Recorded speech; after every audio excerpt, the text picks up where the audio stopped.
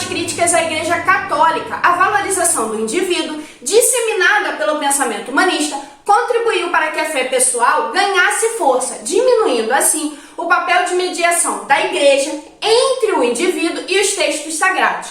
Diferentes filósofos e pensadores dos séculos XIV e XV são considerados os precursores da Reforma Protestante, onde as suas ideias foram usadas por Lutero e Calvino, nos quais nós podemos citar Pedro Vardo, John Wycliffe, Jean Hus e também Santo Agostinho. A Reforma Protestante ela iniciou-se com a luta de Martinho Lutero para reformar a Igreja Católica. Ele afirmava que a Igreja Católica havia se afastado por completo dos fiéis e que deveria de toda forma renunciar às regalias. Também criticava duramente vários dogmas católicos por acreditar que a Igreja os utilizava para pressionar os cristãos, fazendo com que eles aceitassem as imposições papais. Os principais fundamentos teológicos dos reformadores ficaram conhecidos como 5 solas, que representam os credos básicos a serem seguidos. Sola fide, que é somente a fé. Apenas a crença na graça de Deus, mediante a fé em Jesus Cristo, salvaria o cristão e não as boas obras. Sola Scriptura, somente a Escritura, apenas a Bíblia, que reúne a palavra e o ensinamento de Deus, era considerado um documento oficial da doutrina dos cristãos.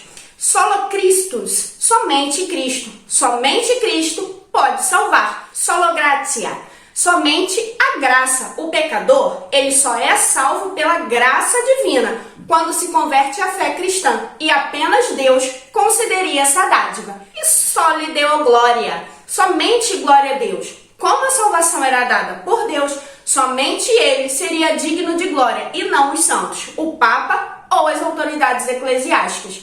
A Reforma Protestante ela não objetivou apenas reformar a Igreja Católica, a qual criticava principalmente pela cobrança das indulgências, que era a prática de cobrar dinheiro para conceder às pessoas perdão pelos seus pecados. Esse movimento, ele inicialmente tinha um caráter religioso, porém ele acabou atingindo vários setores da sociedade, como a economia e a política, e participaram ativamente desse processo a classe burguesa, reis e príncipes. Martinho Lutero era um teólogo e monge agostiniano, foi o primeiro a questionar abertamente essas concepções religiosas e defender uma reforma. As ideias de Lutero, elas encontraram resistência, mas também teve quem apoiasse e até mesmo financiasse, como no caso da burguesia e dos príncipes, que estavam cansados de pagar os dízimos à igreja. A partir de 1517, as diferenças entre Igreja Católica e Martinho Lutero, elas aumentam. Por um lado, a Igreja, através do Papa Leão X, estabeleceu uma bula papal que aumentava a venda de indulgências, indo em direção principalmente às nações como França e Inglaterra, e tendo apoio de banqueiros alemães. A renda dessas indulgências foi revertida para a construção da Catedral de São Pedro em Roma. Esse motivo foi decisivo para que Martinho Lutero lançasse um conjunto de obras chamadas 95 Teses.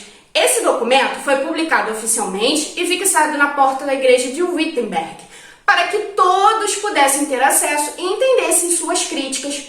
Convenciona-se relacionar esse momento à data de 31 de outubro de 1517. As reações a esse ato elas foram rápidas e fortes contra Martinho Lutero. O Papa Leão X exigiu retratação pública sob pena de considerá-lo herege e excomungá-lo da Igreja Católica. Lutero não se retratou e queimou o documento papal. Fugiu e se escondeu no palácio do príncipe Frederico II da Saxônia.